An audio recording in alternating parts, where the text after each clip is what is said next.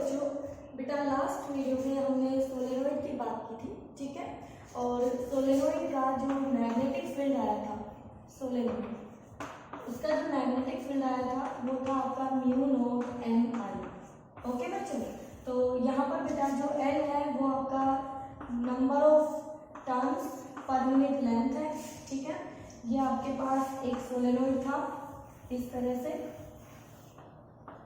ये I current, तो यहाँ पर आपको अंदर, इसके अंदर कैसे मिली थी मैग्नेटिक फील्ड, बी जो थी अंदर यूनिफॉर्म थी, ठीक है बेटा, लेकिन बाहर क्या था, जीरो था मैग्नेटिक फील्ड, ठीक है। ये हम बात कर चुके थे। अच्छा, आपसे ये पूछिए कि मैग्नेटिक फील्ड को कैसे इंक्रीज करें, तो यहाँ पर बाय इंक्रीजिंग करंट, तो करंट को बढ़ाकर हम मैग्नेटिक फील्ड को इंक्रीज कर सकते हैं, ठीक है। और एक लैमिनेटेड सॉफ्ट आयरन कोर को यूज करके हम इसकी मैग्नेटिक फील्ड को बढ़ा सकते हैं, ठीक है बेटा। तो आज देखिए, आज हम बात करेंगे टोरॉइडल सोलेनोइड। मैंने लास्ट वीडियो में आपको बताया भी था कि जब इसी सोलेनोइड को, जो आपके पास ये सोलेनोइड है इस तरह से, जब इसी सोलेनोइड को हम एक सर्कुलर फॉर्म में बना देते हैं, मतलब इस तरह से, ध्यान से देखिए, एक मिनट आप देखना, इसी को फॉर्म को जब हम ऐसे फॉर्म दे देते हैं, तो ये हमारे पास टोरॉइड कहलाता है। क्या कहलाता है? टोरॉइड या टोरॉइडल सोलेनोइड। ओके बेटा, तो यहाँ पर आपका करंट उसी तरह से इस लूप में जाएगा और घूमते हुए पूरे लूप में ऐसे बाहर आएगा, ठीक है। तो इसके एक बाउंड्री आपको ये दिख रही होगी, ये जैसे आपको सोलेनोइड की एक बाउंड्री ये दिखी थी और एक ये वाली दिखी थी, और इस बाउंड्री में हमने करंट आउट दिखाया था और इसमें इन दिखाया था। याद होगा आपको, ऐसे करंट आपने दिखाया था मैग्नेटिक फील्ड फाइंड आउट करने के लिए जब आपने अरेंजमेंट तैयार किया था। तो ऐसे यहाँ पर एक ये आउट वाली आपकी ये वाली साइड दिखेगी आपको, ठीक है, और एक ये वाली साइड दिखेगी आपको। तो ये तो एक टोरॉइड का एक फॉर्मेशन हुआ है, ठीक है, जिसके ऊपर ऐसे वायर को आपने लपेटा हुआ है। ओके बेटा, तो इसमें करंट, अब यहाँ पर करंट आपका बाहर आ रहा है तो ये डॉट, और यहाँ पर करंट अंदर जा रहा है तो ये क्रॉस। तो अब हम इस तरह से फॉर्म में ना दिखा के हम इसको रिप्रेजेंट करेंगे ऐसे फॉर्म में। बेटा ध्यान से देख लीजिएगा, ये मैं टोरॉइड बना रही हूँ बच्चों, और ये हमने इसका इनर ले लिया, ये इसका सेंटर है और ये इसका R1 रेडियस है, बाहर वाले का R2 रेडियस है, ठीक है बेटा। तो यहाँ पर आपने करंट के लिए दिखाना है, ऐसे लूप बना रखी है आपने बहुत सारी, तो करंट दिखाना है, तो यहाँ पर करंट बाहर आ रहा है, यहाँ हम ऐसे दिखा लेंगे, ठीक है। जो तरीका मैं यूज कर रही हूँ डायग्राम के लिए आप भी वही फॉलो कर ले तो ज्यादा इजी रहेगा आपके लिए। ओके, और अब अंदर वाले के लिए, तो यहाँ से करंट आया इसमें घुस गया, यहाँ से करंट आया इसमें घुस गया, ऐसे यहाँ से करंट आया इसमें घुस गया, तो ऐसे लूप लिपटी हुई है बेटा, ठीक है। तो आपको कोई कंफ्यूजन नहीं रखना है, बिल्कुल जैसे आपको बताया जा रहा है वैसे ही आपको फॉलो करना है। तो ये बना लोगे आप अपना अरेंजमेंट। ओके, अब हमें क्या करना है, उसी की तरह एक एम्पीरियन लूप लेना है, यानी पॉइंट मानेंगे। तो पॉइंट कहाँ मानेंगे बेटा, देखिए एक पॉइंट हम लेंगे बिल्कुल बाहर, मैं यहाँ ले लेती हूँ पॉइंट, पी पॉइंट लेंगे, ठीक है। एक पॉइंट लेंगे इसके अंदर बच्चों, बिल्कुल ये आपका टोरॉइड है, इसके बाहर, एक इसके अंदर इंटीरियर हिस्से में, ये इसकी कोर है, देखो ये इसकी कोर है, ठीक है। तो ये इसके अंदर हो गया, एक पॉइंट यहाँ ले लिया, क्या हो, तो ये वो पॉइंट है जिन पॉइंट से होती हुई एम्पीरियन लूप हम सिलेक्ट करेंगे, ठीक है बेटा। तो इस पॉइंट से लेंगे तो वो हो गया आउटसाइड दी टोरॉइड और ये हो गया इनसाइड दी टोरॉइड, और ये एक पॉइंट हम लेंगे इसके बीच में, तो बीच में कहीं भी मान लीजिए यहाँ पॉइंट ले लिया R, ठीक है। तो ये पॉइंट R लिया, तो यहाँ से ये जितने भी आप बनाएंगे ये लूप पास करेगा, ऐसे एक लूप बनाएंगे, ठीक है। तो इस वाले के लिए जो रेडियस मैंने लिया है वो स्मॉल r रिप्रेजेंट किया गया, स्मॉल r इन तीनों पॉइंटों के लिए स्मॉल आर होगा, ठीक है। तो पी पॉइंट के लिए ये स्मॉल आर, क्यू पॉइंट के लिए ये वाला स्मॉल आर, ठीक है। तो ये आर तीन जगह आपको दिखाई दे रहा है, तो 3 पॉइंट लेने हैं, एक बार में एक पॉइंट को फोकस करते हैं। तो देखिए ध्यान से, मैं अभी दिखाती हूँ आपको कि हमने क्या किया है। आपके पास ये अरेंजमेंट था बच्चों, ओके। यहाँ से थोड़ा सा ऐसे ले लेंगे हम इसको, ये। तो अब हमने इसके यहाँ बाहर लेना है, ओके। तो ये वाला पी पॉइंट है और ये इसका रेडियस है। बस अब आपको इसी चीज पे फोकस करना है और कहीं नहीं जाना है। अब देखिए यहाँ पर जो नंबर डेंसिटी होगी n इक्वल टू, वो आपकी क्या होगी बेटा, नंबर ऑफ टर्न्स अपॉन में पूरी लेंथ यानी कि L लेंथ, और यहाँ जो L लेंथ है वो इक्वल टू होगी बच्चों 2 पाई r की। किसकी इक्वल होगी, 2 पाई r की। और ये r जो है ये मीन रेडियस है टोरॉइड का, जो हमें r1 प्लस r2 से मिलेगा इनके एलिमेंट से, ये आप ध्यान रखेंगे, ठीक है। तो यहाँ पर क्या है बेटा, n नंबर डेंसिटी है, number of turns per unit length, length क्या है इस पूरे टोरॉइड का सर्कमफेरेंस, तो ये हो गया n अपन में उसका circumference 2 pi r।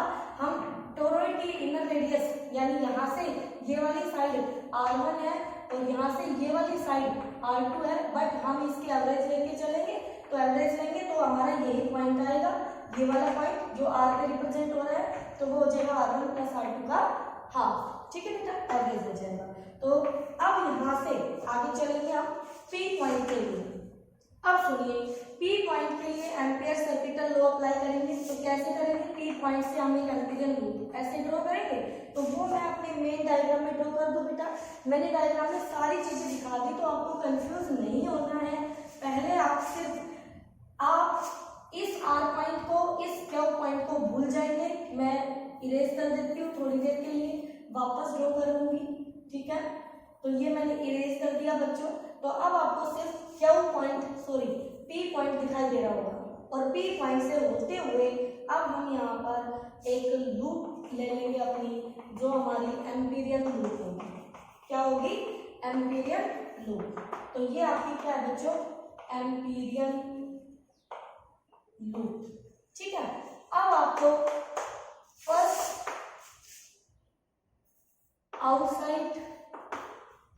outside the toroid यानी एट P पॉइंट, हम कहाँ देख रहे हैं magnetic field, at P point, ठीक है, ये P पॉइंट है। Apply Ampere circuital law, apply कीजिए, integral over a close loop B dot dl बीटा equal to mu naught I in. अब ध्यान से देखिए I इन, अब इस लूप के लिए जो अंदर का करंट है वो हमें देखना है, थ्रेडिंग थ्रू दी लूप, कि लूप से कितना करंट थ्रेड होगा। अब ध्यान से देखना, अगर ये आपकी कोई लूप है, ठीक है, और इस लूप में से जितना करंट बाहर आ रहा है, मतलब यहाँ पे दिखा रहे हो ये बाहर आ रहा है, ये करंट बाहर आ रहा है, तो मान लीजिए बाहर आ रहा है करंट 2 एम्पियर का, और इतना ही करंट अंदर जा रहा है, ये भी कितना है 2 एम्पियर का। तो net current threading through this loop क्या हो गया बेटा, जीरो का हो गया। तो बताओ, अब ये ऐसे बाउंड हो रही थी, वायर्स ऐसे बाउंड हो रही थी, तो इतना ही करंट बाहर आ रहा है, इतना ही करंट अंदर जा रहा है, तो इस वाले लूप के लिए क्या इतना ही आउट गोइंग करंट और इतना ही इनकमिंग करंट, तो दोनों करंट बराबर है, तो बेटा नेट करंट कितना हो गया थ्रेडिंग थ्रू दिस लूप, 0 हो गया। तो बताइए बेटा, अब I इन यहाँ पर कितना हो गया, 0 हो गया, बट फॉर दिस लूप क्या I इन यहाँ पर 0 हो गया बेटा, देयरफॉर यहाँ से जो B आएगा बच्चों वो 0 आएगा। क्या आएगा बेटा जी, 0 आएगा। समझ में आया, ठीक है। अब P पॉइंट के लिए अपने मैग्नेटिक फील्ड बता दिया, 0 आया। अब आ जाइए आप Q पॉइंट पर, तो ये मैं आ जाती हूँ वहीं पर Q पॉइंट पर जहाँ मैंने बनाया था, और अब ये R आपका ये आ गया। पहले वाले केस में P पॉइंट के लिए जो R था, क्या वो हमारा R इसके कौन से रेडियस से ले, इस एवरेज से हम यहाँ पर, हाँ इस पॉइंट को R लेंगे ना, तो ये जो मीन रेडियस है इसका R, इससे बड़ा दिखा देते हैं, ये R इस R से बड़ा, ठीक है। चलिए तो बताइए बेटा, यहाँ पर अब आपके पास नंबर 2, इनसाइड द टोरॉइड के इनसाइड यानी एट क्यू पॉइंट, कहाँ देखना बेटा, एट क्यू पॉइंट, जहां पर आर हमारे आर से क्या होगा, लेस होगा, आर से लेस होगा बेटा, ठीक है। और अगर आप इससे कंफ्यूज नहीं होना चाहते तो आप इससे कंफ्यूज भी मत होइए बेटा, क्योंकि मैं यहाँ एवरेज को आपको आर से दिखा रही हूँ और फिर यहाँ कैपिटल आर में आपको कंफ्यूजन होगी, तो आप इसको स्किप कर ले तो ज्यादा बेटर रहेगा, ठीक है। आपको कंफ्यूजन हो जाएगी नहीं तो आप इसको अपना स्मॉल आर लिख देते, स्मॉल आर ही रहने देते, ठीक है। तो यहाँ पर बेटा क्या होगा, इनसाइड द टोरॉइड, चलते हैं इनसाइड। अब आपको पता तो है क्यू पॉइंट है, तो क्यू पॉइंट से लूप बनाइए, एम्पीरियन लूप, क्यू पॉइंट हमारा एक ही तो है, कंफ्यूजन क्यों होगा। तो क्यू पॉइंट के लिए अब अप्लाई कीजिए बेटा, apply Ampere circuital law, integral over a close loop equal to mu naught I in. अब आ जाइए बेटा, आई इन, इस लूप के लिए इसके अंदर देखिए कोई करंट दिख रहा है बेटा, इस लूप से ही करंट अंदर जा रहा है और करंट बाहर आ रहा है, इस लूप के अंदर तो कोई करंट दिख ही नहीं रहा, तो आई इन क्या हो गया, but I in equal to क्या है, 0। यहाँ पे आई इन 0 होने का कारण बता सकते हैं, because I in equal to I out, इसलिए आई नेट क्या हो गया, 0। बोलो बेटा, जितना इन था करंट उतना ही आउट था, तो नेट करंट क्या हो गया, 0 हो गया, ठीक है बेटा। तो यहाँ आई इन है ही नहीं, इसलिए 0 हो गया। तो बताइए बच्चों, देयरफॉर मैग्नेटिक फील्ड जो है हमारा, क्या वो 0 आ जाएगा, बिल्कुल यही आएगा, ठीक है बेटा। अब आ जाएंगे अपने इंटीरियर पॉइंट पर, एट पॉइंट आर, ये है आपका, ठीक है। तो एट पॉइंट आर के लिए हम क्या करेंगे, एट पॉइंट आर, अब करते हैं यहाँ पर, देखिए वही apply Ampere circuital law, integral over a close loop equal to mu naught I in, कोई कंफ्यूजन नहीं है हमें, ठीक है।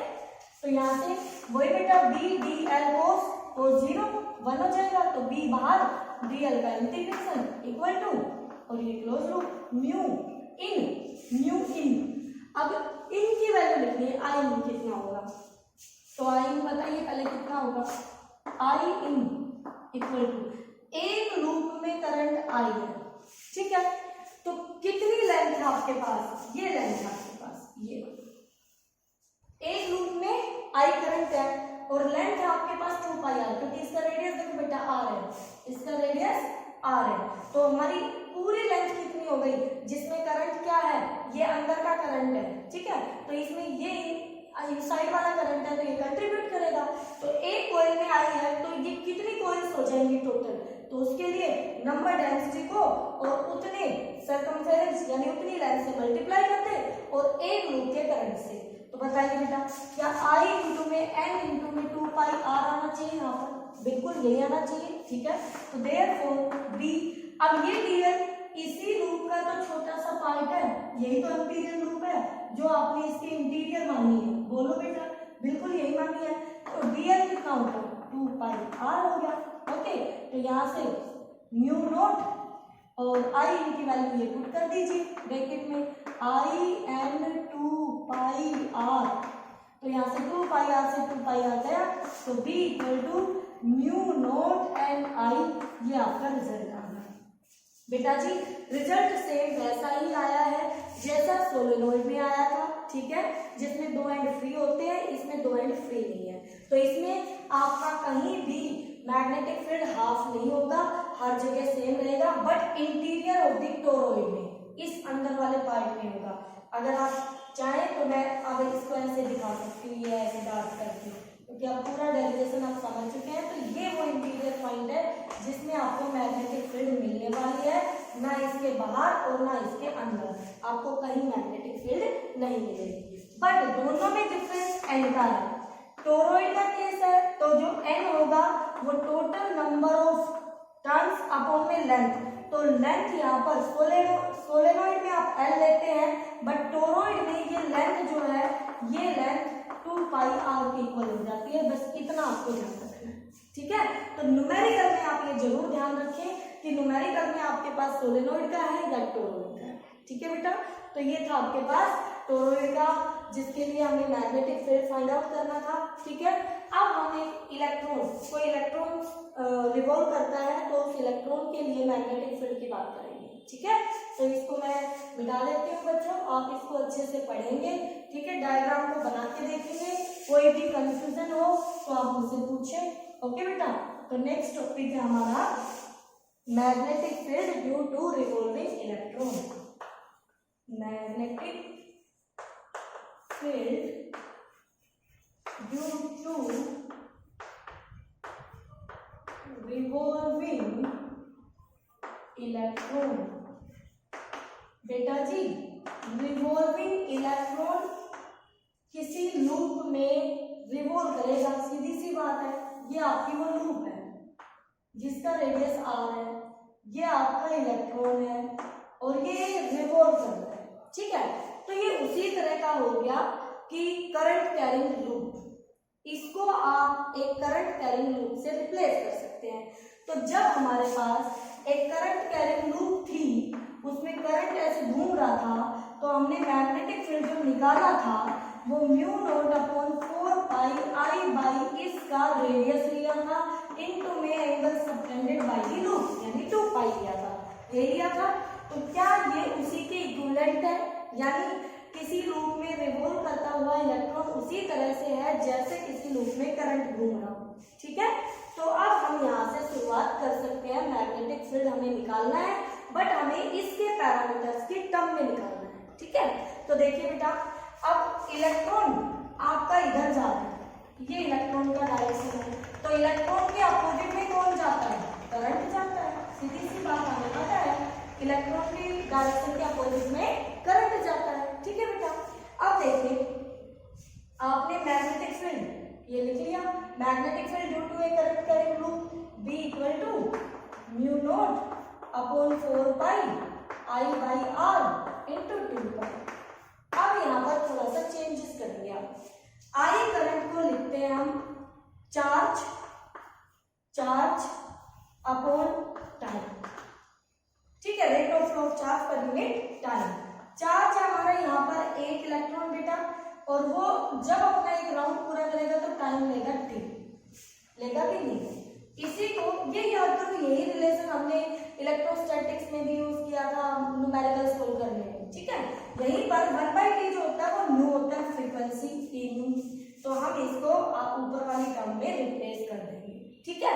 तो आपके पास क्या आ जाएगा, therefore b equal to mu nought upon 4 pi 2 pi आगे ले लिया, डिवाइड में r ले लिया बेटा, i को रिप्लेस कर दिया e न्यू से। और न्यू जो फ्रीक्वेंसी है उसको हम कैसे लिख सकते हैं, फ्रीक्वेंसी को भी हम रिप्लेस कर सकते हैं या t को रिप्लेस कर सकते हो आप, जैसे भी आप करना चाहो और जिस भी पैरामीटर में आपको चाहिए। देखो बेटा, ओमेगा इक्वल टू होता है 2 पाई बाई टी, तो 2 पाई न्यू, ओमेगा को ऐसे लिखा जा सकता है, ठीक है। तो यहाँ से न्यू की वैल्यू क्या होगी, nu equal to omega upon 2 pi. बस ये वैल्यू मैं यहाँ रख दूंगी, यहाँ जैसे रखूंगी तो mu nought upon 4 pi 2 pi by R into में ई तो था ही मेरे पास, ओमेगा अपॉन में 2 पाई। बेटा जी 2 पाई से 2 पाई गया, तो यहाँ से हमारा जो बी आया है ड्यू टू रिवॉल्विंग इलेक्ट्रॉन वो आया म्यू नॉट अपॉन 4 पाई, और साथ में देखिए e omega upon R, e omega upon R. तो बेटा ये मैग्नेटिक फील्ड आ जाएगा ड्यू टू रिवॉल्विंग इलेक्ट्रॉन। यहाँ इलेक्ट्रॉन की चार्ज आएगा, या उस ऑर्बिट का रेडियस है, ये उसकी एंगुलर वेलोसिटी है, ठीक है। तो इसको आप अच्छे से करें बेटा, कोई भी कंफ्यूजन हो तो डिस्कस करें, ओके बच्चों।